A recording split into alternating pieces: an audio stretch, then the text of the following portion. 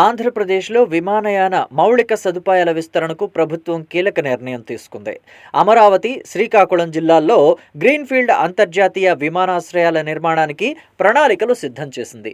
ఈ ప్రాజెక్టుల సాధ్యాసాధ్యాలపై సాంకేతిక, ఆర్థిక అధ్యయన నివేదికలు సిద్ధం చేయడానికి కన్సల్టెంట్ల నియామకానికి ఆంధ్రప్రదేశ్ ఎయిర్పోర్ట్స్ డెవలప్మెంట్ కార్పొరేషన్ టెండర్లు పిలిచింది. టెండర్ల ప్రక్రియ విధానం చూస్తే వీటిని ఆన్లైన్ విధానంలో స్వీకరిస్తారు. టెండర్ల దరఖాస్తుకు మార్చి 21 వరకు గడువు ఉంది. మార్చి 24న సాంకేతిక బిడ్లు, 27న ఫైనాన్షియల్ బిడ్లు తెరవనున్నారు.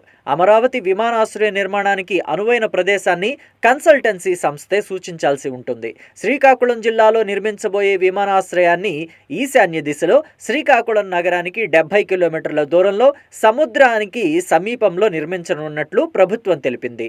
గతంలోనూ కేంద్ర ప్రభుత్వం సభ్యులు మందస, వజ్రపు కొత్తూరు మండలాల్లో భూములను పరిశీలించారు.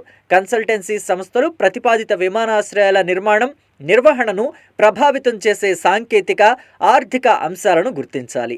పర్యావరణ మరియు సామాజిక ప్రభావ అధ్యయనాలు నిర్వహించాల్సిన బాధ్యత కూడా వాటిదే.